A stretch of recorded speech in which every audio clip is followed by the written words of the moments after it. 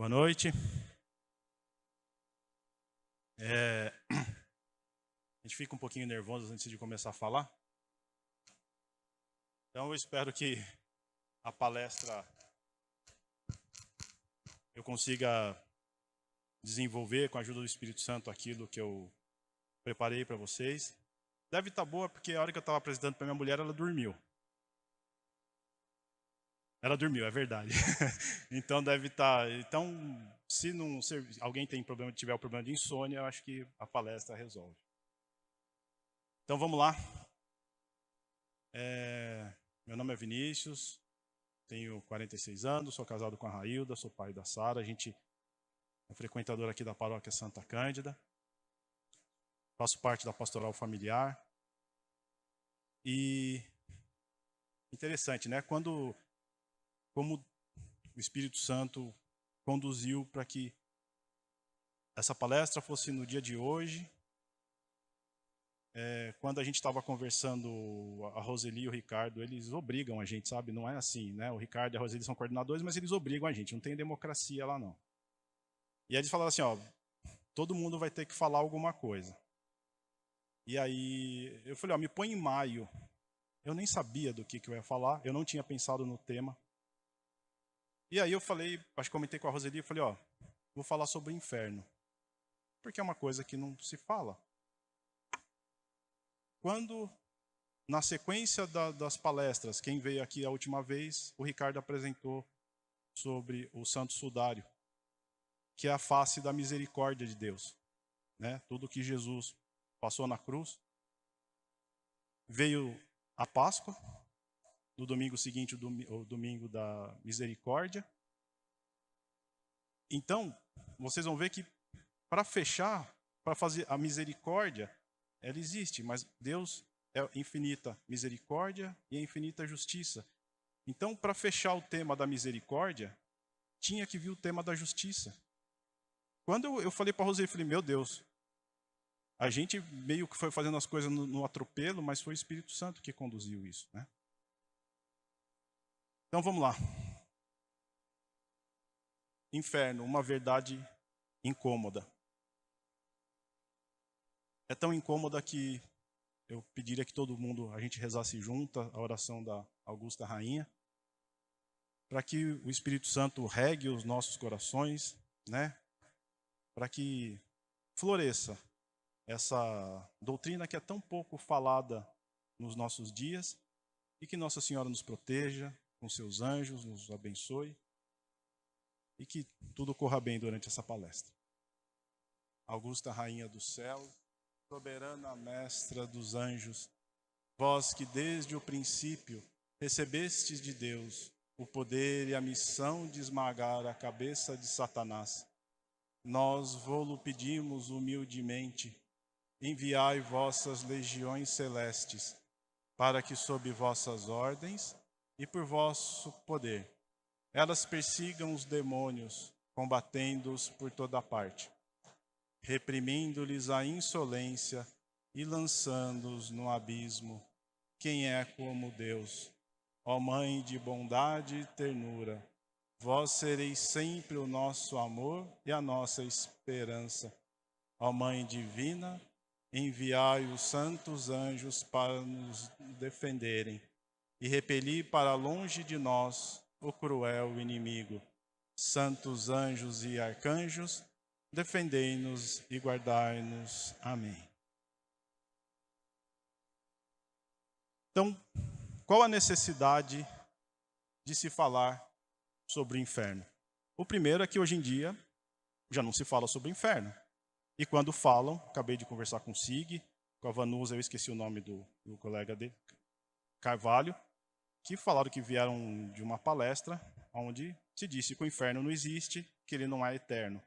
Então, ou não se fala, ou quando se fala, muitas vezes se fala com erro doutrinal, né? Tudo que eu coloquei aqui foi baseado no Catecismo da Igreja Católica, na Teologia de Santo Tomás, que estava no livro que foi indicado pelo Padre Anderson, que chama O Homem e a Eternidade, do Padre Garrigou Lagrange, e revelações privadas da aparição de Fátima e de Santa Faustina. Então não tem nada na minha cabeça, aqui não tem nenhuma opinião minha. O segundo é que o temor do inferno, ele é o início da sabedoria que leva à conversão. Ter medo do inferno é saudável. Nós devemos desejar o céu por amor a Deus. Essa é a perfeição. Mas o temor, ter medo do inferno, de ir para o inferno, ele é o início da sabedoria. Então, nesse sentido, Santo Tomás fala que pode-se dizer que o inferno salvou muitas almas. É um temor que naturalmente nos afasta do mal, né? Pensar na realidade do inferno, pessoas que têm bom senso automaticamente se afastam do mal. E em sentido oposto, e isso vem de encontro ao que a Vanusa e o Sig falaram, o abandono da fé muitas vezes se inicia com a descrença no inferno.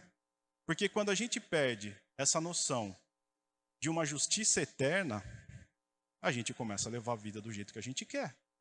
Não tem punição, por que eu preciso ser bom? Né? E a definição de bom nunca é nossa. Né? A definição do que é bom é sempre externa a nós. Ela vem de Deus. Né? A gente não pode criar a definição do que é bom. Após a morte, só existem dois caminhos: céu e inferno. Purgatório, ele é um estágio de transição. Né? Todas as almas que estão no purgatório, elas estão salvas. Ali é um estágio de purificação da alma. Então, as almas do purgatório, elas só têm um destino, o céu. Né? Então, só existem esses dois destinos. O dogma do inferno, por contraste, ele faz com que nós apreciemos melhor o preço, entre aspas, ali, né, da salvação. Quando a gente começa a entender a realidade do inferno, a gente começa a entender tudo aquilo que Jesus passou, todo o sofrimento que ele teve. Porque vocês percebem que começa a não fazer sentido Jesus ter passado por tudo aquilo, a gente falar que Jesus é nosso Senhor e Salvador, mas salvar da onde? Salvar de quem? Então Jesus sofre, é humilhado, né? Ele se encarna no seio de Nossa Senhora. Para quê? E a gente diz que a gente proclama ele como nosso Salvador, mas salvar de quem? Sabe? Fica uma coisa meio sem sentido. Também as inúmeras objeções antigas, né? As objeções ao inferno, elas remontam ao século III, e atualmente, então, nem se fala. O inferno não é o centro da nossa fé. Mas, como eu disse, a história da salvação, ela fica sem sentido, sem a existência do inferno e sem a existência dos demônios e dos seus anjos. Porque Jesus nos salvaria de quem? Nos salvaria da onde? E, por último, as inúmeras aparições de Nossa Senhora em Fátima e em inúmeros outros locais. Existem inúmeras aparições de Nossa Senhora que são reconhecidas pela igreja. E uma das crianças é a irmã Lúcia, porque a Jacinta e o Francisco morreram crianças. A irmã Lúcia morreu já com uma certa idade. E no livro da irmã Lúcia, ela fala que nada santificou mais os meus primos do que a visão do inferno. Então, olha, Deus concedeu a graça para aquelas crianças de terem a visão do inferno. Por que Deus assim é tão mau a ponto de colocar medo em crianças? Não, ele fez isso por amor. Nossa Senhora, quando fala da realidade do inferno, ela vem como mãe para nos afastar dessa realidade. Mas antes da gente entrar propriamente na doutrina do inferno, a gente tem que ter algumas noções anteriores. Primeiro, a imortalidade da nossa alma. A igreja ensina que cada alma espiritual é diretamente criada por Deus. A nossa alma é criada por Deus, não é criada pelos nossos pais. E é imortal, ou seja, a partir do momento que ela é criada, ela não é mais desfeita. Tudo aquilo que Deus faz, ele não desfaz. E ela não perece, ou seja, ela não é destruída, ela não some quando da separação do corpo na morte, e se unirá novamente ao corpo na ressurreição final. Isso, vocês vão entender como essa questão da alma que se une novamente ao corpo, ela é importante também na questão do inferno. Ficou claro aqui? Isso é ensinamento. Catecismo da Igreja Católica, parágrafo 366. Então aqui é catecismo, o catecismo da Igreja Católica, aquele amarelinho. Padre Anderson, roubei essa imagem do senhor. Quais os destinos da nossa alma? Apenas duas possibilidades. Então o catecismo, novamente, ele nos ensina que a morte, ela põe fim à vida do homem como tempo aberto ao acolhimento ou à recusa da graça divina. O Novo Testamento afirma repetidas vezes a retribuição, essa palavra é importante, imediatamente depois da morte, de cada um em função de suas obras e de sua fé. Ficou claro aqui? Então, a morte põe fim à vida do homem, né, como tempo aberto de acolhimento ou recusa. Parágrafo 1022. Cada homem recebe em sua alma imortal a retribuição eterna, a partir do momento da morte, num juízo particular que coloca a sua vida em relação à vida de Cristo, seja por meio de uma purificação, que é o purgatório, seja para entrar de imediato na felicidade do céu, ou seja para condenar-se de imediato para sempre. Então aqui fica claro dessa retribuição eterna. A escolha que nós fazemos em vida, pela misericórdia ou não de Deus, isso vai refletir nessa retribuição eterna que nós receberemos de Deus. E aqui um verbo, seja para condenar-se. Deus não condena ninguém ao inferno. Nós caminhamos para ele por nossa livre vontade. Esse verbo aqui é do catecismo, só que eu não inventei. Para condenar-se, ou seja, nós nos condenamos ao inferno. Nós somos julgados, mas nós escolhemos em vida o nosso destino final. O que é o inferno?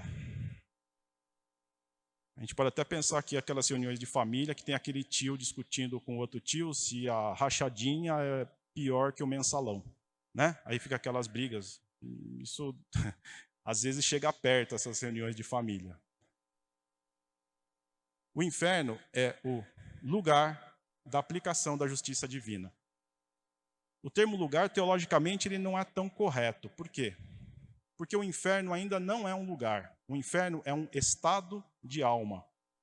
Por que o inferno não é lugar? Porque lá ainda não existem corpos físicos. Lá estão, entre aspas, as almas. Elas entram num estado de separação de Deus. O céu é um lugar, porque no céu existem pelo menos duas pessoas. De quem está no céu? Quais são as duas pessoas que estão no céu? Pelo menos que a gente sabe. Jesus e Nossa Senhora.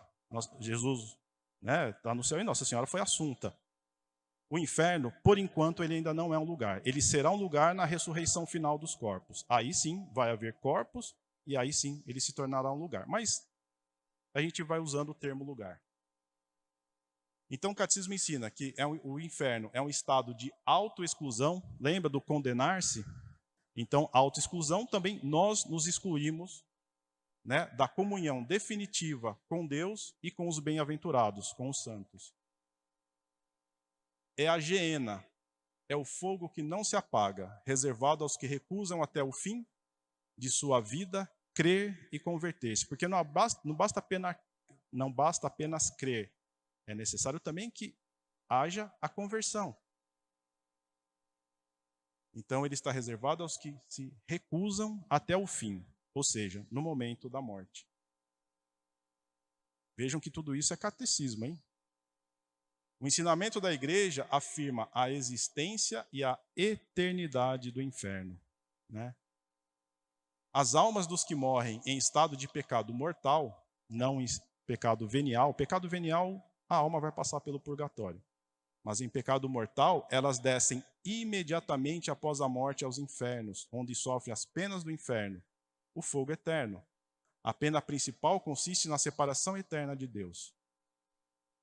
Nós seremos julgados por Deus no local exato onde a gente morrer.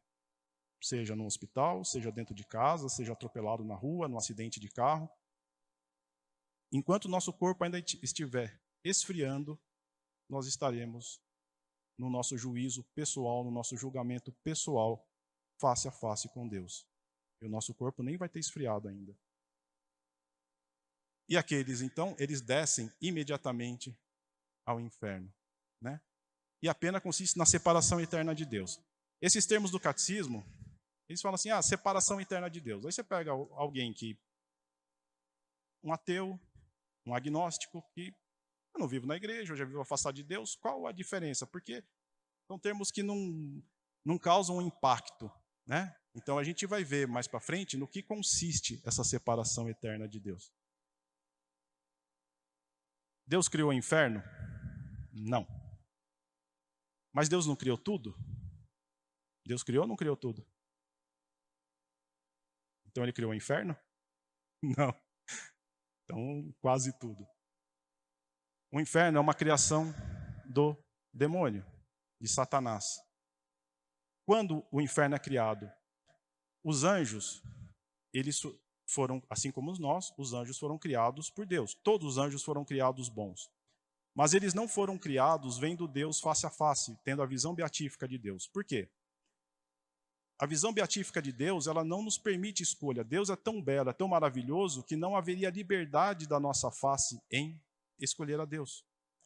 Então, assim como nós não temos a visão beatífica de Deus, os anjos também não tinham. Então, eles foram postos à prova. Houve uma prova, Deus deu uma prova a eles, e Satanás recusou escolher a Deus. Quando ele recusa escolher a Deus, ele cria o inferno. É o que o catecismo fala desse estado de autoexclusão. Então, por isso que o catecismo fala que o inferno é um estado, por enquanto. Entende? Porque quando o demônio recusa a Deus, ele cria o estado de inferno. Ficou claro isso? E por que é eterno? Porque a forma dos anjos de conhecer as coisas é infinitamente superior à nossa. Então, quando ele recusa a Deus, ele sabe muito bem o que ele estava escolhendo. Nós nos achamos muitas vezes muito inteligentes, né? Mas no fundo a gente é bem burrinho. O que é muito bom, porque a nossa escolha, quando nós deixamos Deus de lado, a nossa escolha não é definitiva. Nós podemos recorrer ali no confessionário e nos arrepender dos erros que a gente comete. Os anjos não. Quando eles escolhem de forma definitiva. Ficou claro aqui então que Deus não criou o inferno? O inferno no Antigo Testamento. Inferno vem da palavra infernos, que quer dizer lugar inferior ou subterrâneo. No Antigo Testamento, eles chamavam de Sheol. O que é Sheol? É a morada dos mortos. Por quê? O céu só se abriu depois da ascensão de Jesus ao céu. Até então, nenhuma alma dos justos ia para o céu. Então, todos os que morreram na graça de Deus ficavam no Sheol. E no Antigo Testamento existem poucas citações do inferno. Por quê? Porque na pedagogia de Deus, ele primeiro precisou ensinar ao povo judeu porque o povo judeu vivia em meio a outros povos e praticavam outras religiões. Então Deus primeiro precisou ensinar a eles que ele era o único e verdadeiro Deus e que só a ele os judeus deveriam prestar culto. Então Deus, de forma lenta e gradual, numa forma pedagógica, ele foi mostrando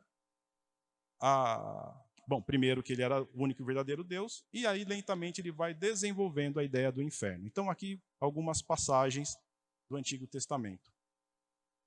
Em Eclesiastes, a gente lê: teme a Deus e observa seus preceitos, é este o dever de todo homem. Deus fará prestar contas de tudo o que está oculto, todo ato, seja ele bom ou mau. Então esse prestar contas já começa a dar um início do desenvolvimento da ideia de inferno. E ele começa a se concretizar de forma mais firme com os grandes profetas. Então em Isaías a gente lê: pois o Senhor virá no meio do fogo com seus carros, semelhantes ao furacão, para satisfazer sua cólera num braseiro e cumprir suas ameaças em chamas ardentes. E quando se virarem, poderão ver os cadáveres daqueles que se revoltaram. Lembra do acolhimento ou recusa que o catecismo fala? Dos que se revoltaram contra mim, porque o verme deles não morrerá e seu fogo não se extinguirá. E para todos serão um espetáculo horripilante. Então aqui Isaías já começa a deixar mais claro a questão do inferno. Em Daniel a gente lê: muitos daqueles que dormem no pó da terra despertarão, uns para a vida eterna, outros para a ignomínia, a infâmia eterna. Em Eclesiastes novamente: humilha profundamente teu espírito, pois o fogo e o verme são o castigo da carne do ímpio. E aí chega o Novo Testamento e tem uma explosão de citações do inferno. Por que essa diferença? Porque se chega à plenitude dos tempos. Jesus se encarna no seio da Virgem Maria. Para quê? Para cumprir a missão dele de morrer por nós. Né? De cumprir. Então Jesus vem para cumprir a missão dele, que é o quê? É nos levar para o céu. E nos salvar da onde? Nos salvar do inferno. Por isso que quando se nega a existência do inferno, essa história da salvação fica manca, ela perde o sentido. Então é por isso que há uma explosão de citações, porque Jesus, ele começa, né, Jesus não prega só o inferno, mas ele fala, olha, o inferno existe, é para lá que vão os maus, porque faz parte da missão dele nos proteger, nos livrar de lá. Então a gente lê, né, quem fala sobre o inferno? É João Batista, que é o último dos profetas. Então ele fala, aqui ele está falando para os judeus, raça de víboras, quem vos ensinou a fugir da ira iminente? Fazei, pois, uma conversão realmente frutuosa, e não comeceis a dizer, temos Abraão por pai, pois vos digo, Deus tem poder para destas pedras suscitar filhos a Abraão. O machado já está posto à raiz das árvores, e toda árvore que não der fruto bom será cortada e lançada ao fogo. E aqui várias citações, tá? Eu vou passar isso aqui rapidinho. Em Mateus, por isso eu vos declaro que multidões virão do Oriente e do Ocidente e se assentarão no reino dos céus com Abraão, Isaque e Jacó, enquanto os filhos do reino serão lançados nas trevas exteriores, onde haverá choro e ranger de dentes. Mateus novamente. Não temais aqueles que matam o corpo, mas não podem matar a alma. Temei antes aquele que pode precipitar a alma e o corpo na geena. Geena é o inferno. E Marcos, se tua mão for para ti ocasião de queda, corta. Melhor te entrares na vida aleijado do que tendo duas mãos ires para a geena, para o fogo inextinguível, onde o verme não morre e o fogo não se apaga. Aqui, então a gente vê aqui que Mateus fala do fogo eterno. Em 1 Coríntios, os injustos não hão de possuir o reino de Deus. Então, se não vão possuir o reino de Deus, vão possuir o quê? Haverá um juízo sem misericórdia, né? O tanque ardente de fogo e enxofre. Tem muita gente que fala que isso aqui é linguagem metafórica. Isso não é linguagem metafórica. Os exegetas, eles falam que quando se considera... Quem são os exegetas? Aqueles que fazem a interpretação da Bíblia. Quando a possibilidade de uma interpretação metafórica se aplica, muitas vezes, à metáfora. No caso do inferno, não é metafórica, porque não existe... Quando Jesus começa a citar o inferno, a citação é sempre direta. O uso dela é direto. Não há possibilidade de uma aplicação metafórica. Fica claro aqui? Então, quando Jesus fala de inferno, é um inferno real. Não é uma linguagem metafórica de um castigo que a gente nem sabe como vai acontecer. Não é assim. Eu não sei responder todas as perguntas. Se eu precisar da ajuda dos universitários, pedirei ao Padre Anderson. Não, só resgatando um pouquinho a criação do mundo no Gênesis, quando você comentou do Satanás, do anjo caído, o episódio, né, da maçã, lá, que o pessoal tanto comenta, também foi a incidência. A serpente, quando ofereceu a maçã, né, para Eva e para Adão, já tinha o toque aí de Satanás, né, para com isso? Podemos deixar por final as perguntas? Não, claro, claro. Tá bom? Aí você refaz, por gentileza. A negação do inferno. Isso é o que mais acontece. Muitas pessoas que negam o inferno, aqueles que dizem que o inferno não existe, no fundo, eu não lembro se foi o padre José Augusto que disse isso. No fundo, eles têm algo escondido dentro de si, sabem que precisam mudar de vida, mas é mais fácil negar o inferno do que mudar de vida, do que se converter. Eu acho que isso foi o padre José Augusto que falou. Até o século III, a igreja sempre ensinou sobre a existência do inferno e a eternidade das penas.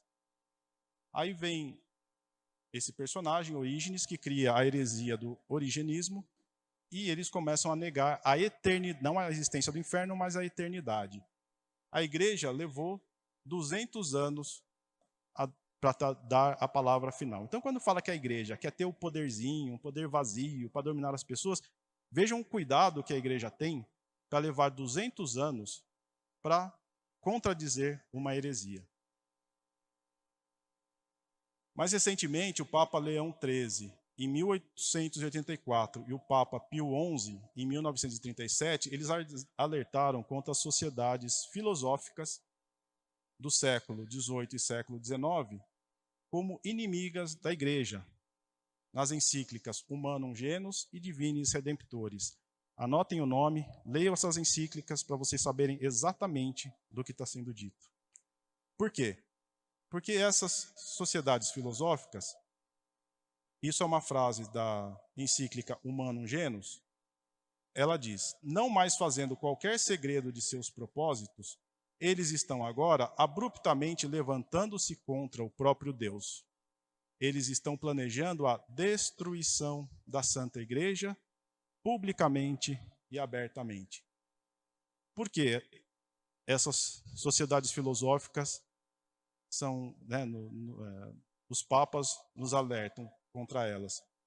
Por causa de uma filosofia naturalista que vê o homem apenas como um ser composto de matéria e não corpo e alma. Então, quando se nega a realidade do sobrenatural, nós somos reduzidos à matéria. De forma direta, se nega a existência do inferno. Então, essas filosofias, elas são sutis, elas vão penetrando na nossa mente e acabam nos afastando do mundo sobrenatural. Atualmente, a gente tem a teologia da libertação, que cumpre muito bem esse papel, né? Vários teólogos da teologia da libertação, quem não sabe o que é a teologia da libertação, o Ricardo agora vai ficar feliz dessa explicação, é a interpretação do evangelho por um viés marxista, comunista. O cardeal Ratzinger, Papa Bento XVI, ele condenou, a teologia da libertação é uma heresia, e ela é condenada pela igreja. E o Papa condena, nesse documento, instrução sobre alguns aspectos da teologia da libertação. Por quê? Vários dos seus representantes, infelizmente, padres, bispos, religiosos e nós, leigos, aderimos a essa heresia. E dentro dela, vários negam a existência do inferno. E aqui essa frase é do Papa Bento XVI, que na história da igreja, a TL não entra em nenhum esquema de heresia até hoje existente. Ela é a subversão radical do cristianismo. Todas as outras heresias na história da igreja, elas criticavam ou duvidavam um aspecto da fé. A teologia da libertação, ela vira a igreja de cabeça para baixo, né? Então a gente tem que tomar cuidado com muitas pessoas que nós ouvimos hoje em dia. Então agora aqui começa a entrar propriamente o inferno. Quais as razões teológicas, então, para as penas e a eternidade do inferno? Aqui é Santo Tomás, tá? É difícil ler, entender e depois resumir e colocar no papel. No papel não, né? No digital. Então vamos ver, vamos lá. Por que existem as penas? Primeiro, a justiça de Deus, a gente tem que lembrar sempre que Deus é infinita misericórdia e infinita justiça. E a justiça de Deus, ela exige que os pecados que não foram expiados nesta vida sejam punidos na outra. Os pecados não perdoados. Ok? Ficou claro aqui? Então, eles têm que ser punidos na outra vida. Deus é o legislador e ele sempre adiciona às suas leis uma sanção, uma punição eficaz. Vamos ler essa frase de Santo Tomás, eu explico. Quem se insurge injustamente contra a ordem justamente estabelecida deve ser reprimido pelo próprio princípio desta ordem, que vela pela sua manutenção. Então vamos traduzir isso aqui. O que Santo Tomás está dizendo, todas as leis, tudo que Deus criou, tudo que ele nos ensina por meio da igreja, tem uma ordem. Santo Tomás fala que é o próprio do sábio é ordenar. Ordenar o quê? Ordenar a vida, ordenar tudo a Deus. Tudo que Deus criou, as leis que ele nos coloca, nos ordena a ele. Deus quer que nós vamos até ele. Então todas as leis, tudo que Deus cria, que Deus fala, nós temos que fazer isso, temos que fazer aquilo, é um ordenamento para que nós possamos ir até ele. E quem se insurge injustamente, ou seja, aí nós, fazendo mau uso da nossa liberdade, invertemos, corrompemos, subvertemos todas aquelas regras que Deus criou para que nós possamos ir até ele. Isso fica sem punição? Não. Por quê? Porque nós podemos nos condenar e Deus quer que nós vamos até ele. E mais ainda, nós podemos levar outros para o caminho do inferno. Então, quando isso acontece, Deus cria sim, ele tem uma punição. E quem pune? O próprio princípio dessa ordem, que é Deus. Por quê? Porque ele vela, ele cuida, ele quer que isso seja mantido. Por quê? Porque ele quer que todos nós alcancemos o céu, que todos nós tenhamos a visão beatífica, que todos nós possamos ver Deus face a face. Então, a ação prejudicial exige a repressão que repare o dano. Ficou claro aqui? De verdade ou ficou meio confuso? E qual a razão da eternidade da pena do inferno? Aqui é uma palavra difícil, né? Ela não pode ser apoditicamente demonstrada, ela não é demonstrável pela razão.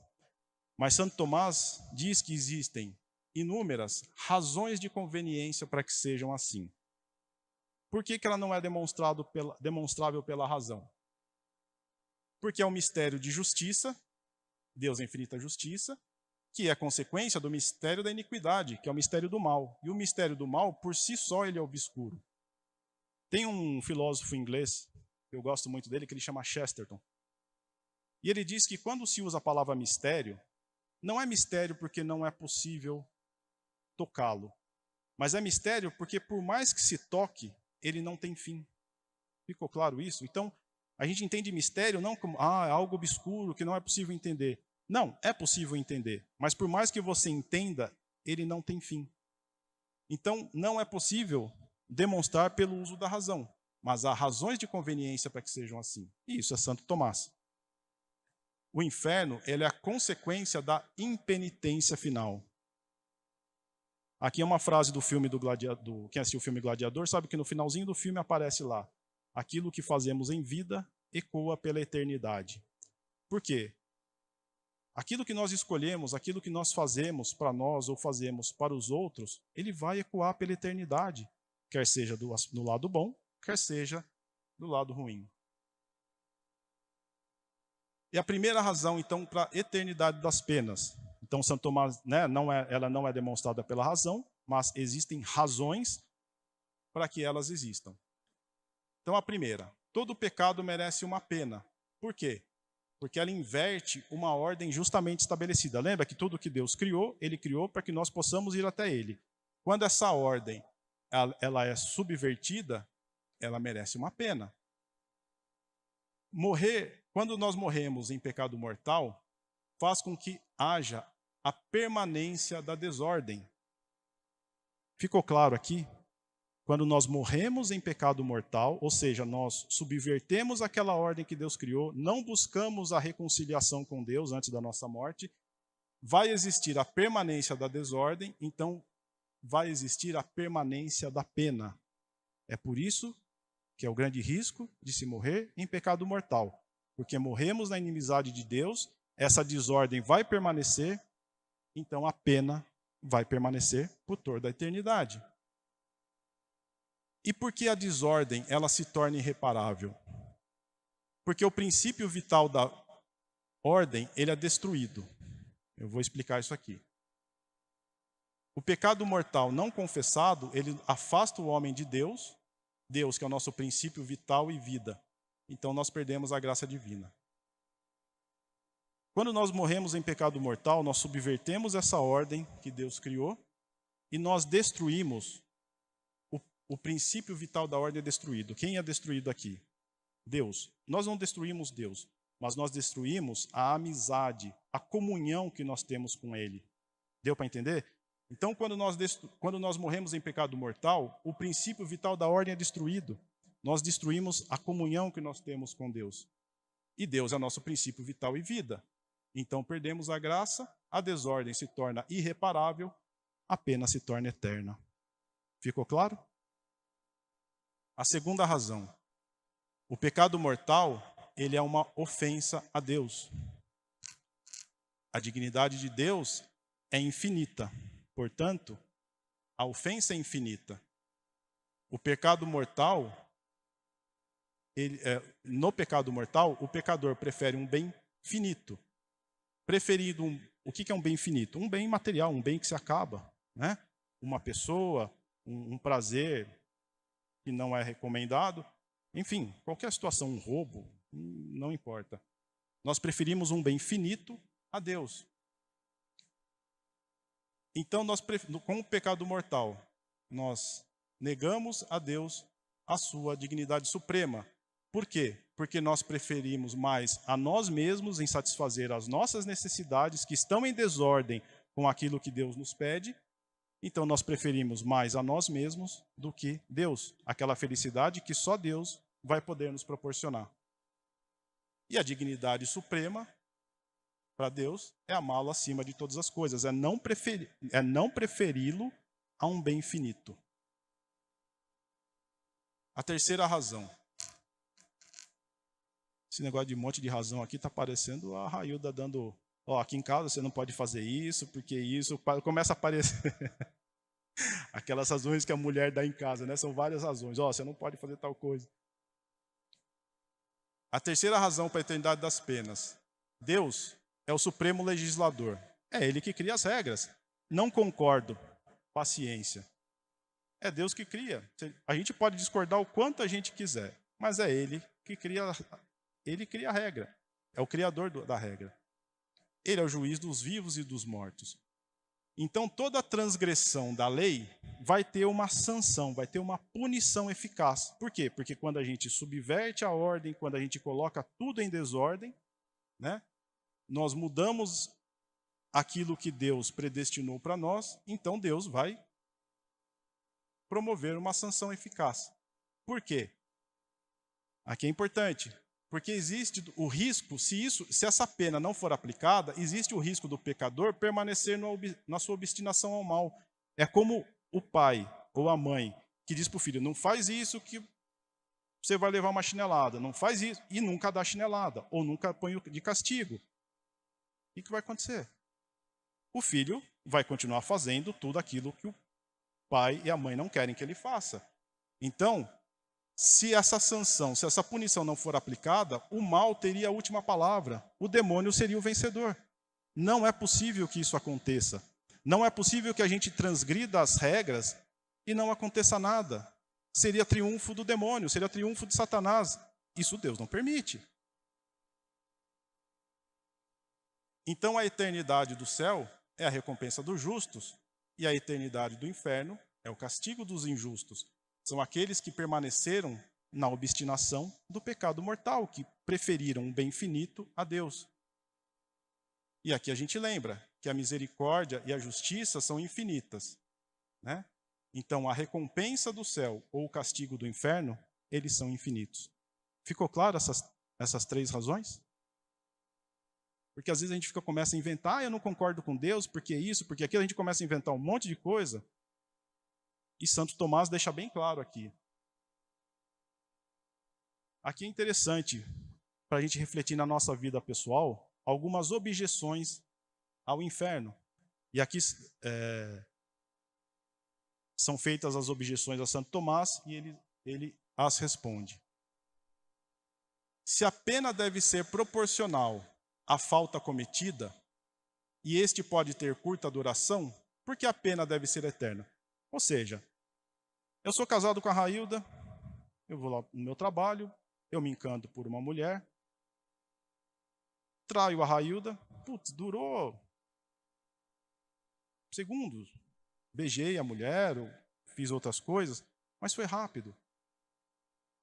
Essa minha satisfação pessoal, essa minha preferência por um bem finito foi tão curto. Eu roubei, eu levei segundos para desviar dinheiro.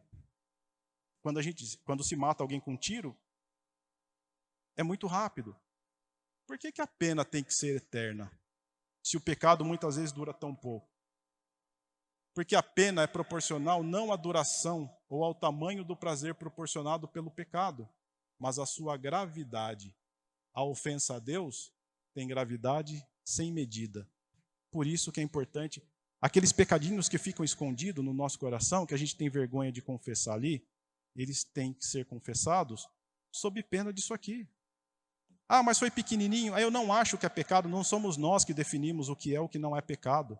É a igreja que define. É Deus que define. Ah, eu não sinto que é pecado, mas a gente não tem que sentir o pecado. Muitos pecados a gente comete e gostaria de continuar praticando porque é bom. Ou é mentira o que eu estou falando? Então não é o tempo que ele leva, mas é a gravidade.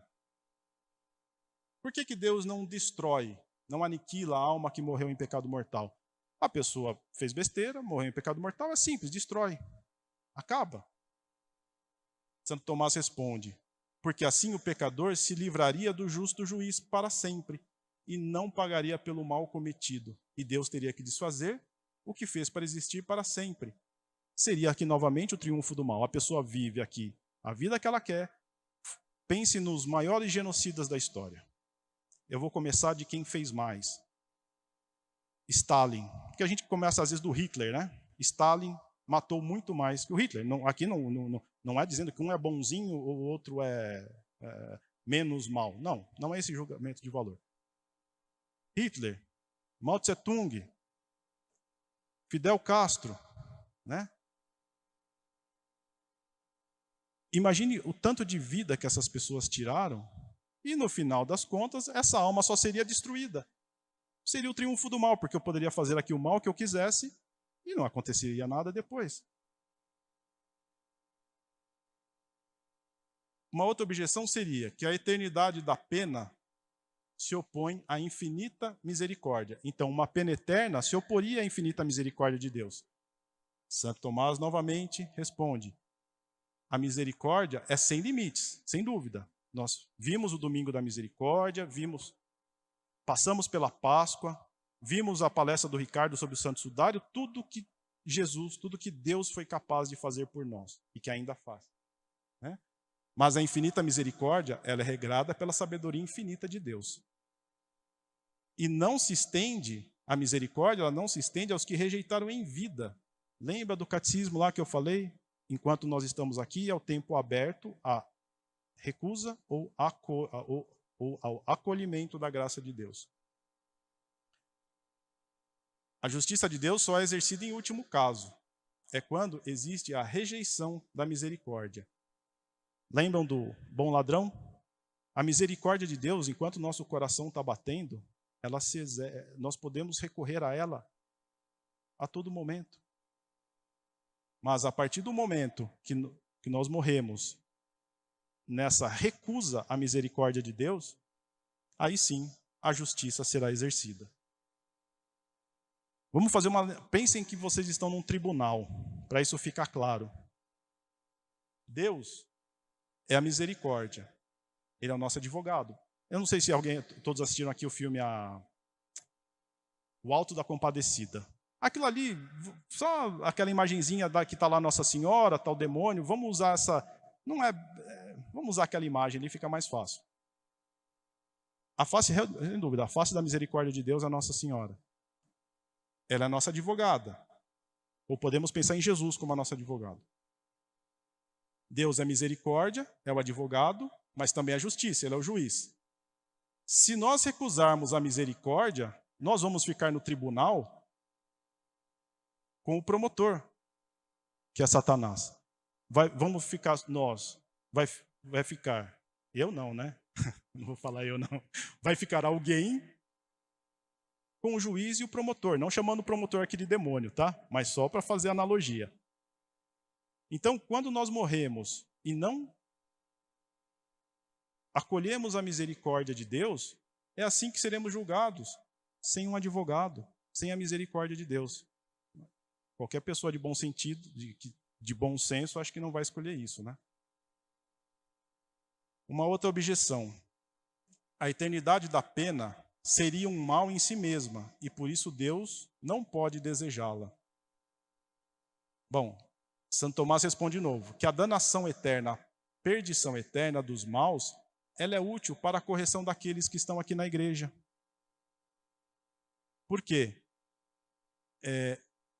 Quando se tem a noção de que existe uma punição eterna, nós que estamos aqui, a caminho do céu, nós ficamos com medo, porque a gente sabe que existe uma possibilidade de uma punição eterna. Então ela serve para a correção de nós que estamos aqui. São Tomás fala que a prisão perpétua não é remédio para o criminoso, mas é para a sociedade, porque ela serve de proteção e inibição. Então essa é uma analogia que ele faz. E nesse sentido pode-se dizer que o inferno salvou muitas almas, porque o temor do inferno é o início da sabedoria. Agora aqui começa a ficar mais pesado. Não em termos de teologia, mas em termos de assustar um pouquinho mesmo. Quais são as penas do inferno?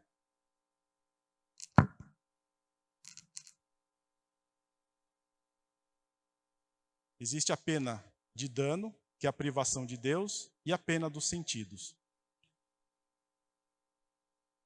A perda de dano. Dano vem do latim danum, que é perda, pena, prejuízo. E ela consiste na privação eterna de Deus. Aí o catecismo, quando falava de uma autoexclusão, vamos ver agora no que ela consiste. A natureza da pena de dano é a privação da visão beatífica de Deus, causada pela morte sem arrependimento. Então nós não veremos a Deus. E após a morte não existe remissão de pecado. Por quê? Porque de forma livre e definitiva, nós podemos optar pelo mal. Então a pena do inferno é a privação do amor de Deus, do céu, da Virgem Maria, dos anjos e dos santos. Qual o rigor da pena de dano? Ele é proveniente da impenitência final, ou seja, do morrer em estado de pecado mortal. Ele é um imenso vazio na alma que ele jamais será preenchido. É um eterno desespero, remorso e ódio a Deus. E por que ele é inconcebível nessa vida? Aquelas pessoas que vivem afastadas de Deus. Eu já vivo afastado de Deus, qual a diferença faz eu estar ou não estar com Ele? Porque enquanto nós estamos vivos, nós temos a nossa alma, não é de certa forma, mas ela é atrapalhada pelos nossos sentidos, pelo nosso aspecto material. Então nós temos os bens sensíveis, vamos pensar, nós temos um celular, nós podemos comprar uma casa, nós podemos concluir um curso. Então nós temos essa satisfação dos bens materiais. Quando a gente morre, isso acaba, nós não teremos mais a satisfação dos nossos bens materiais. Então a alma, ela vai se perceber infinita, eu não sei se a definição é correta, Padre Anderson. A alma não ficou muito claro para mim. Mas talvez infinito, talvez só Deus. Talvez não, né? Infinito Deus. Mas a nossa alma, ela, vamos dizer assim, ela beira uma infinitude que só pode ser preenchida por Deus. Então, na eternidade, a alma vai se ver como de fato ela é. E sem essa satisfação desses bens materiais, ela vai perceber que ela tem uma fome que só pode ser saciada por Deus e que isso não vai acontecer. Em que consiste a pena de dano? É um ódio a Deus. Pela sua natureza, a alma ela vai permanecer inclinada a amar a Deus. Por mais que todos os que estão no inferno, eles permanecem inclinados a amar a Deus. Só que ao mesmo tempo, eles têm horror a Deus. E a causa dessa aversão, novamente, repito, é o pecado mortal, que não foi confessado em vida. E essa alma permanecerá eternamente em pecado. É um desespero sem saída. É a consequência da perda de Deus. A alma compreende que tudo perdeu por escolha própria. É um desespero proveniente de um desejo de felicidade que jamais será satisfeito. É um desejo de fim de sofrimento que jamais vai ter fim. É um perpétuo remorso. Tudo isso é a teologia de Santo Tomás. A autoconsciência da livre escolha. Nós escolhemos caminhar para lá pelo mau uso da nossa liberdade. Essa alma para sempre se recordará dos seus pecados, da sua gravidade e da sua impenitência. É um remorso que não vira arrependimento. O arrependimento ele pressupõe a graça. O arrependimento nós sentimos em vida. Nós nos arrependemos e vamos ao confessionário. O remorso, ele não tem a graça de Deus. Então, no remorso não é possível mais se arrepender. O sangue de Jesus já não tem valor nenhum para uma alma condenada no inferno. É um ódio ao próximo. Enquanto os bem-aventurados amam-se mutuamente, os condenados, os demônios, odeiam-se mutuamente. A gente vê em série, em desenho, que os demônios são todos amiguinhos que estão lá planejando. Os demônios se odeiam entre eles. Existe uma hierarquia, assim como os anjos, existe a hierarquia dos anjos bons e dos anjos maus. Mas eles não são amiguinhos entre si. E todos no inferno se odeiam. Não existe amizade no inferno. Todos viverão eternamente na extrema dor e ódio. Essa frase forte de Santo Agostinho: nunca morrerão, nunca moribundos, nunca mortos, mas agonizantes para todo sempre. A pena dos sentidos é o sofrimento da alma e do corpo após a ressurreição final. Por que do corpo? Porque o corpo também concorreu para o pecado. Então, após a ressurreição final, a alma vai sofrer no inferno enquanto ela permanecer desunida do corpo, mas após a ressurreição final, os dois sofrerão.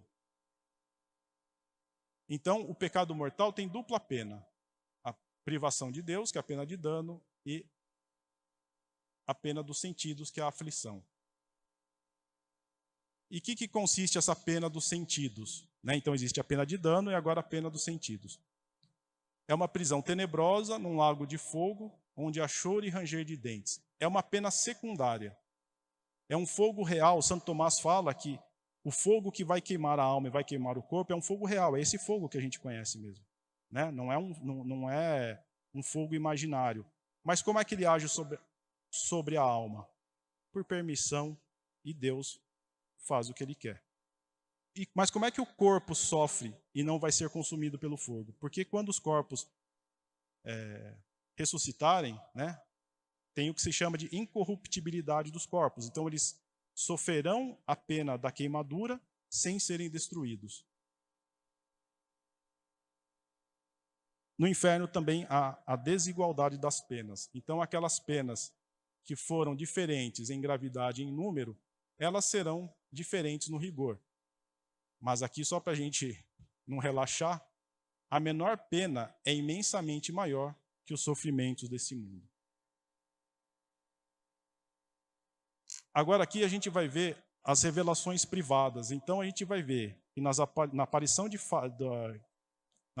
Fátima, que Nossa Senhora dá àquelas 3 crianças a visão do inferno e também a visão que Santa Faustina teve, a gente vai ver que não há contradição entre o que o catecismo fala, o que o magistério da igreja fala, que eu utilizei aqui Santo Tomás, e o que está na Bíblia, na Sagrada Escritura. Então vamos ler aqui o que as 3 crianças relataram. Nossa Senhora mostrou-nos um grande mar de fogo que parecia estar debaixo da terra. Mergulhados nesse fogo, os demônios e as almas, como se fossem brasas transparentes e negras ou bronzeadas, com forma humana, que flutuavam no incêndio levadas pelas chamas, que delas mesmas saíam, juntamente com nuvens de fumo, caindo para todos os lados. Semelhante ao cair de faúlhas em em grandes incêndios, sem peso nem equilíbrio, entre gritos e gemidos de dor e desespero, que horrorizava e fazia estremecer de pavor. Os demônios distinguiam-se por formas horríveis e asquerosas de animais espantosos e desconhecidos, mas transparentes e negros. Essa vista foi um momento, e graças à nossa boa mãe do céu, que antes nos tinha prevenido com a promessa de nos levar para o céu, Se assim não fosse, creio que teríamos morrido de susto e pavor. Lembro que a irmã Lúcia disse que a visão do inferno trouxe mais conversão a eles do que qualquer outra coisa. E aqui a revelação de Santa Faustina. Hoje, conduzida por um anjo, fui levada às profundezas do inferno. Isso está no Diário de Santa Faustina. Um lugar de grande castigo e como é grande a sua extensão. Tipos de tormentos que vi. O primeiro tormento que constitui o inferno é a perda de Deus. O segundo, o contínuo remorso da consciência. O terceiro, o de que esse destino nunca mudará. O quarto tormento é o fogo que atravessa a alma, mas não a destrói. É um tormento terrível, é um fogo puramente espiritual, aceso pela ira de Deus. O quinto é a contínua escuridão, o terrível cheiro sufocante. E embora haja escuridão, os demônios e as almas condenadas veem-se mutuamente e veem todo o mal dos outros e o deles mesmos. O sexto, a contínua companhia do demônio. O sétimo tormento, o terrível desespero, ódio a Deus, maldições e blasfêmias. São tormentos que todos os condenados sofrem juntos, mas não é o fim dos tormentos. Existem tormentos especiais para as almas, os tormentos dos sentidos. Cada alma é atormentada com o que pecou, de maneira horrível e indescritível. Existem terríveis prisões subterrâneas, abismos de castigo, onde um tormento se distingue do outro. Eu teria morrido vendo esses terríveis tormentos se não me sustentasse a onipotência de Deus. Que o pecador saiba que será atormentado com o sentido com que pecou, por toda a eternidade. Estou escrevendo por ordem de Deus, para que nenhuma alma se excuse dizendo que não há inferno, ou que ninguém esteve lá e não sabe como é. Eu, irmã Faustina, por ordem de Deus, estive nos abismos para falar às almas e testemunhar que o inferno existe. Sobre isso não posso falar agora, tenho ordem de Deus para deixar isso por escrito. Os demônios tinham um grande ódio contra mim, mas por ordem de Deus tinham que me obedecer. O que eu escrevi dá apenas uma pálida imagem das coisas que vi. Percebi, no entanto, uma coisa: o maior número das almas que lá estão é justamente daqueles que não acreditavam que o inferno existisse.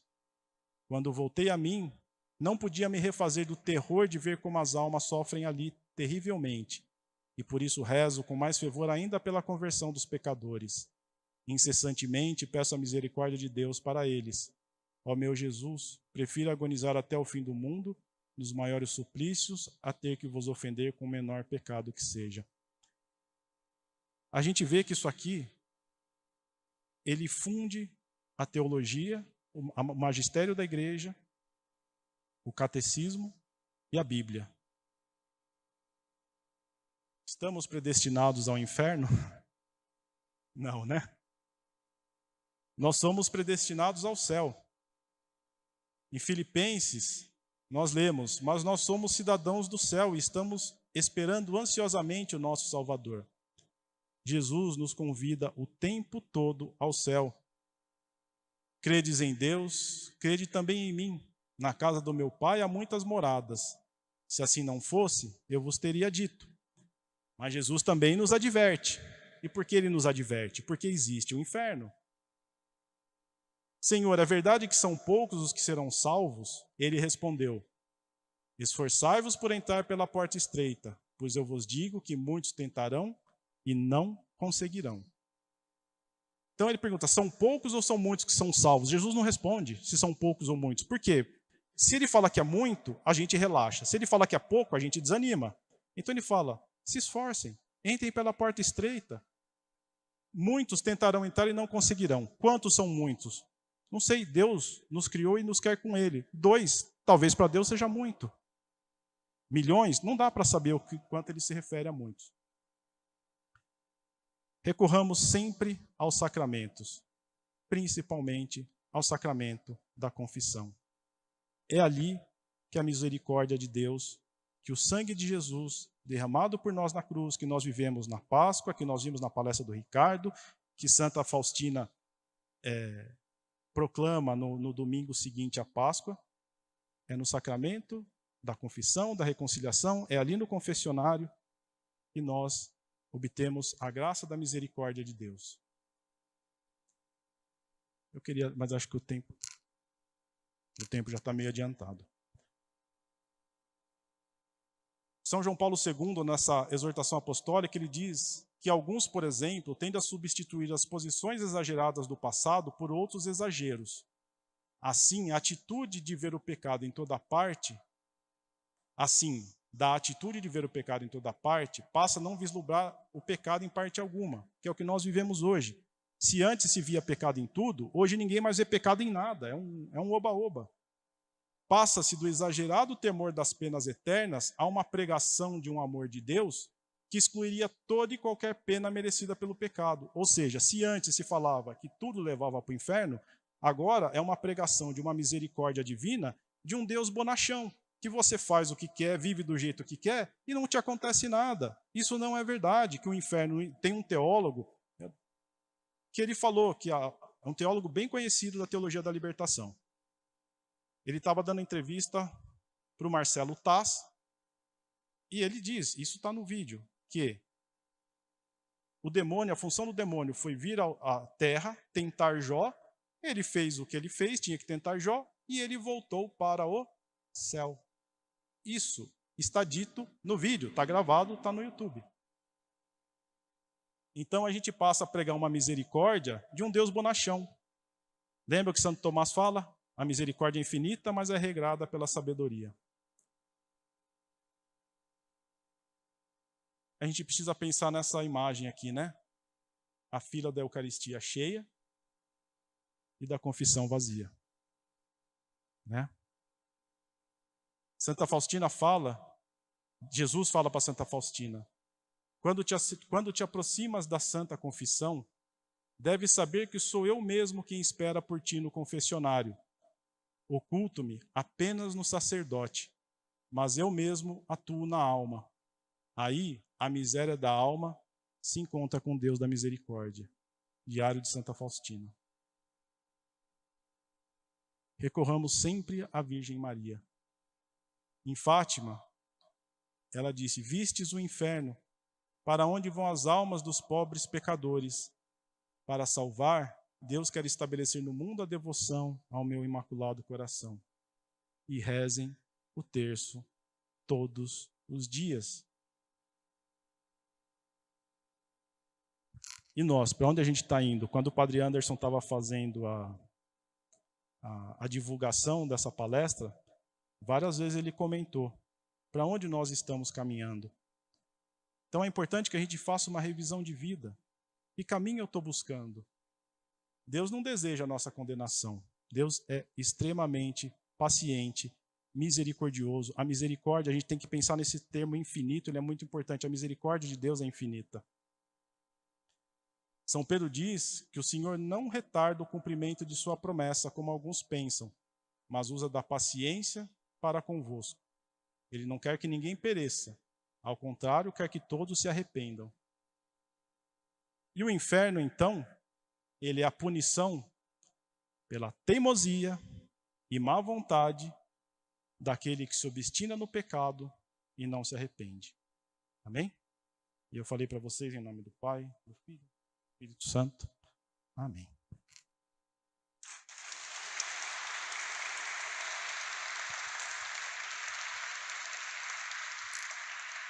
Passei 7 minutos. E já adianto que eu não sei responder a sua pergunta.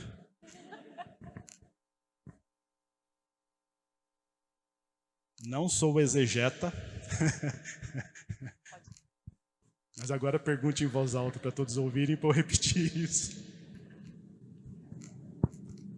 Posso refazer? Na verdade é uma dúvida minha, né? Uma provocação, porque a gente, em Gênesis, né, com a criação Deus criou o homem, a mulher, e teve a tentação. A minha dúvida é o seguinte, né? Se a presença de Satanás já estava ali na serpente que ofereceu a maçã e o pecado veio aflorar. A tentação existiu, ela foi real. Adão e Eva existiram. Se tinham esse nome, Adão e Eva, eu não tenho a mínima ideia. Podia se chamar Vinícius e Railda por alguma coincidência.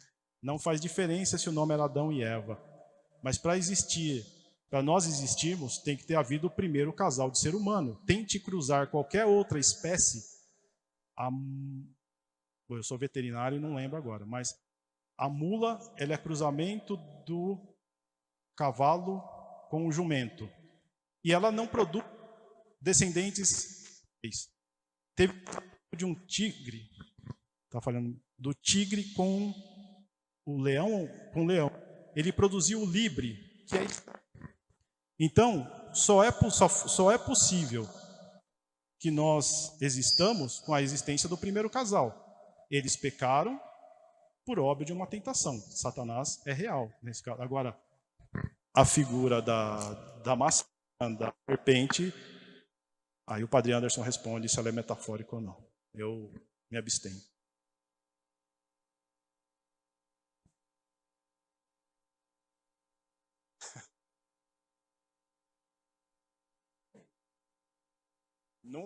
Não vou me meter em seara que eu não sei. Então, a figura de linguagem se chama. Na Bíblia, vamos pensar. Nós estamos falando para povos que não tinham uma estrutura para entender. Não era o povo da Grécia, não era o povo da filosofia. Quando Deus se revela para os agiógrafos, quem é o agiógrafo? É aquele que escreve os livros sagrados. Deus se revela na cultura daquele povo. Então o outro microfone está solto aí em algum lugar. Tá. Então Deus, ao se revelar, ele se revela sem ignorar a limitação daquele que ele.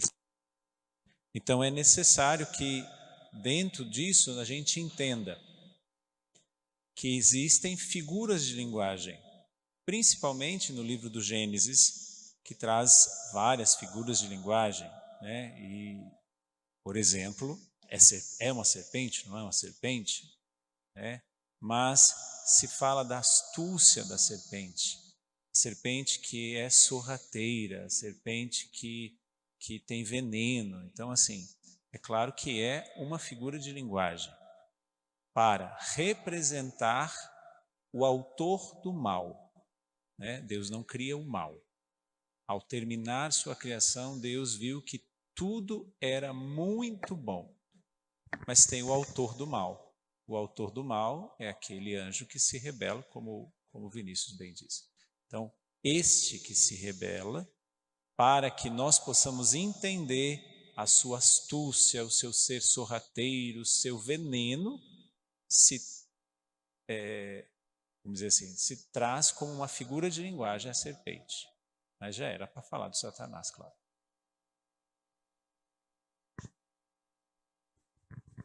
Sem mais perguntas, eu agradeço. É difícil responder.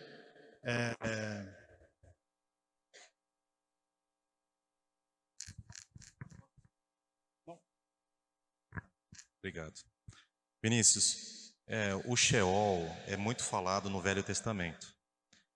A palavra Hades, ela já veio do Velho Testamento, da Septuaginta, né?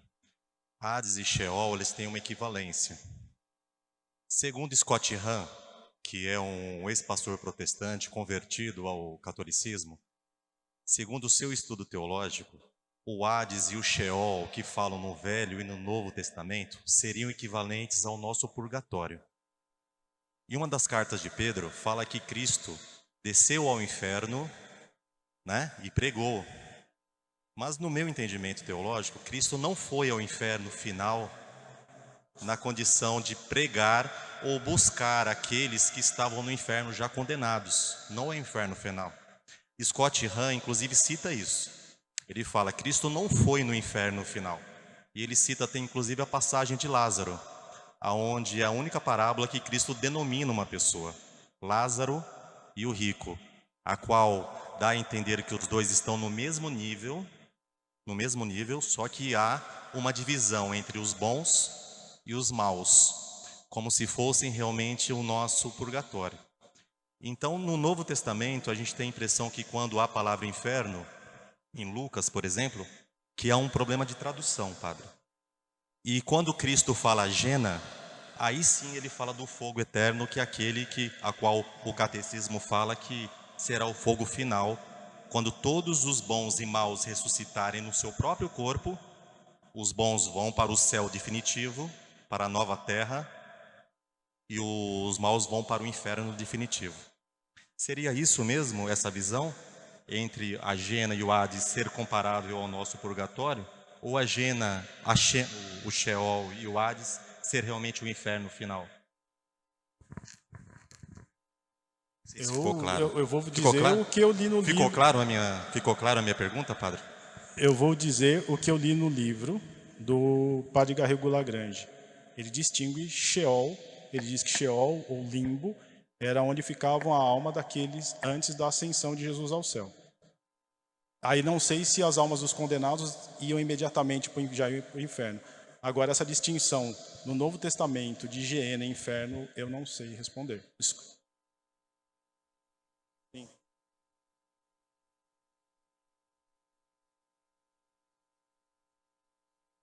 Ao limbo.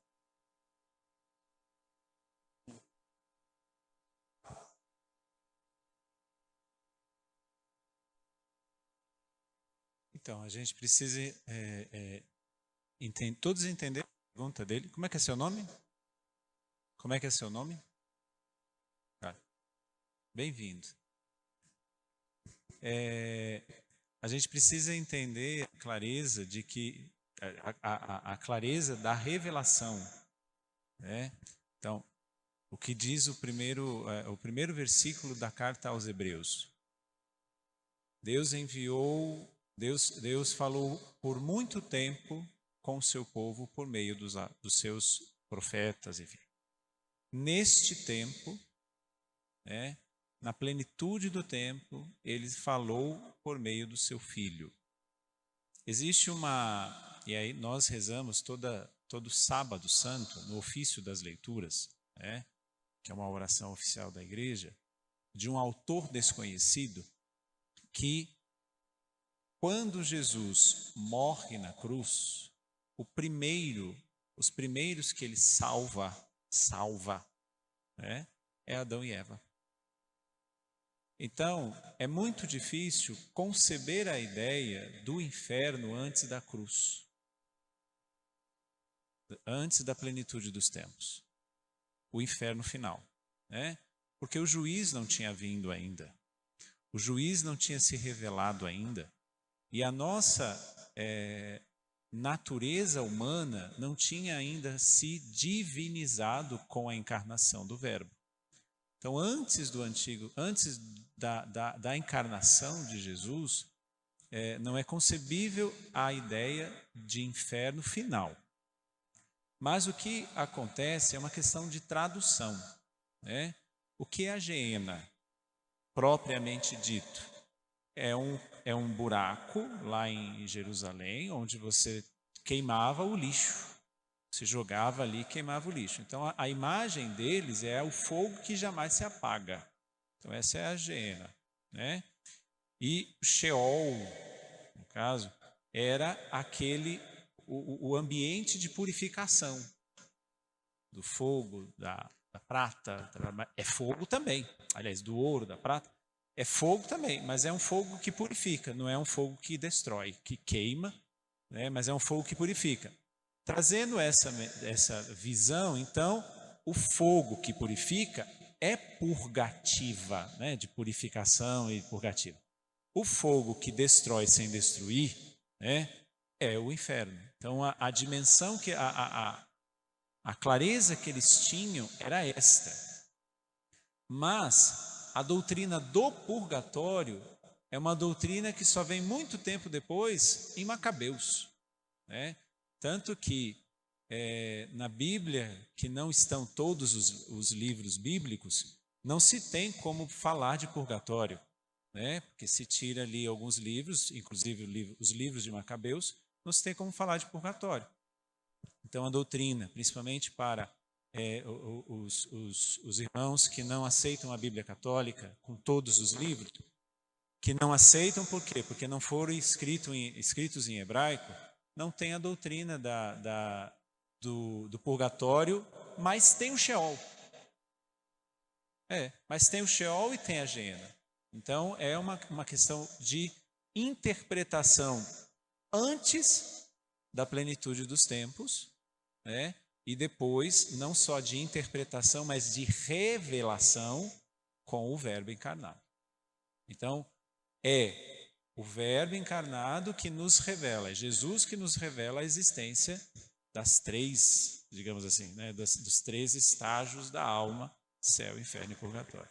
E que, com a sua vinda derradeira, o purgatório vai ser fechado, né, porque todos que estarão lá serão salvos, e aqueles que já tiverem descido estarão lá, eternamente. De Lázaro e do pobre.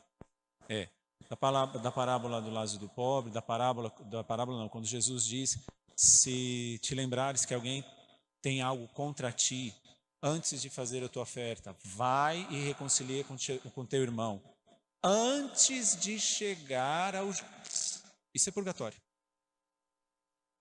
Porque se chegar ao juiz, ele te entregará ao oficial, então procura reconciliar-te com teu irmão antes de chegar. Essa é a dimensão do purgatório. Ou até mesmo do bom samaritano. Cuida dele, que quando eu voltar eu pago tudo que ele dever. Então, cuida dele, purifica ele, limpa as feridas, blá, blá, blá, blá. Essa é a divisão de purgatório também. Justo. E que dentro da revelação do magistério a igreja traz como isso é isto. É o samaritano. Que foi lascado pelos ladrões. Quem é um ladrão? O ladrão é Satanás, que só vem para matar, roubar e destruir. Então é a vítima, porque todos nós somos vítimas, nesse sentido, né? O inferno é uma escolha, mas nós somos vítimas das nossas próprias escolhas.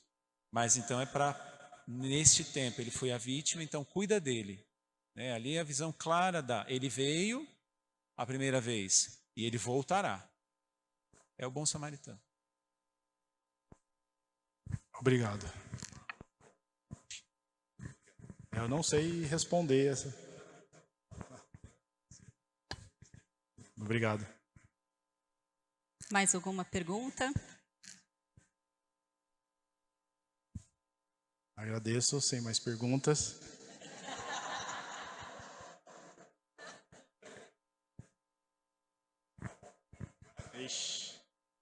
Para tirar o 10. A minha pergunta é muito simples e você não vai precisar recorrer à teologia. O que fica? Porque você se preparou para isso. Para o Vinícius homem, para o Vinícius temente a Deus. O que fica de mais forte? O juízo ou a misericórdia?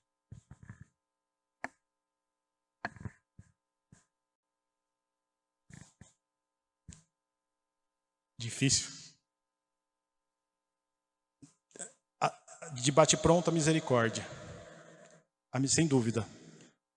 A misericórdia é tão grande que, mesmo eu sendo um miserável pecador, Deus, até o último momento, antes de meu coração parar de bater, eu posso recorrer à misericórdia dele.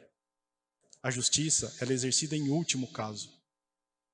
Apesar de, na definição teológica, as duas serem infinitas. Então, em tese, seriam iguais em equivalência.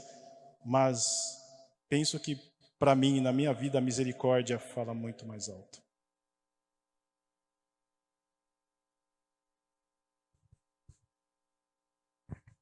E A misericórdia ela é infinita, o juízo ele é infinito, mas quando se fala de finito e infinito, a gente vai para uma dimensão clara, e aí a dimensão do juízo, né? Que a escola ratzingeriana, vamos dizer assim, de Ratzinger, diz que como é que vai ser o juízo dentro da dimensão católica. É Jesus simplesmente se apresentar a nós. E ao se apresentar a nós, a luz dele é que vai nos revelar o que escolhemos durante a vida. E somos nós que vamos nos encaminhar para aquilo que nós nos conhecemos. Por quê?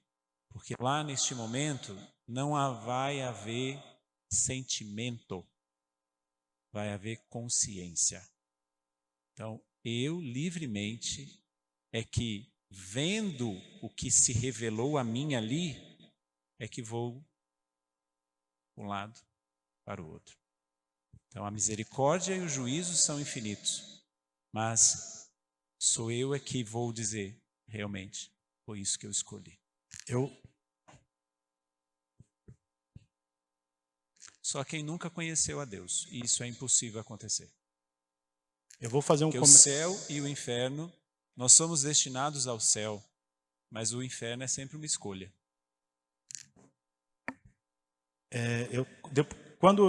Por que eu gostei muito desse tema? E o que me levou a isso foi a leitura de 3 livros, o último foi orientado pelo Padre Anderson. Esse livrinho aqui é do Tolstói, chama A Morte de Ivan Ilitch, que é uma pessoa que teve uma vida normal, estudou, chegou à vida adulta, descobre que ele fica doente, e aí ele começa a refletir sobre a vida. É muito bacana esse livro, chama A Morte de Ivan Ilitch. E eu sempre peço para Deus me iluminar nas minhas leituras. Aí eu li Preparação para a Morte de Santo Afonso Maria de Ligório, mas tem que ser nessa sequência. Santo Afonso fala daquele instante anterior à morte, o que nós nos depararemos. E aí eu comentei com o Padre Anderson, ele falou, então leia O Homem e a Eternidade, que foi onde eu baseei a maior parte dessa palestra. E aí quando eu me deparei com a realidade do inferno, eu falei isso para o Ricardo, e depois eu mudei a minha... Eu posso usar tão mal a minha liberdade, como o Padre Anderson disse, que eu escolho ir para o inferno. Não é Deus que me manda para lá, eu, livre, com o mau uso da minha liberdade, escolho ir para lá. E um dia aqui no sacrário eu falei para Jesus, eu te entrego a minha liberdade. Eu falei, porque eu não quero fazer mau uso dela. Aí o Ricardo falou assim, cuidado com o que você oferece para Deus. Ele aceita. O que eu fiz? Eu voltei no sacrário, fiquei com aquilo na cabeça. Falei, Jesus, eu estou retirando a minha liberdade da mão do Senhor. Eu estou entregando agora nas mãos de Nossa Senhora. E foi nas mãos dela que eu entreguei a minha liberdade. O coração de mãe é muito mais carinhoso, né? Então, assim, claro que quando eu entrego a minha liberdade para Nossa Senhora, eu estou entregando para Jesus do mesmo jeito. Mas é que aquela figura de pai, eu sou pai, é mais durão. Aquela figura de mãe, mas é justamente por isso, para que a gente não use de uma forma desordenada, faça mau uso da liberdade. E aí a gente possa se encaminhar. Lugar que é até ruim de dizer o nome. Amém?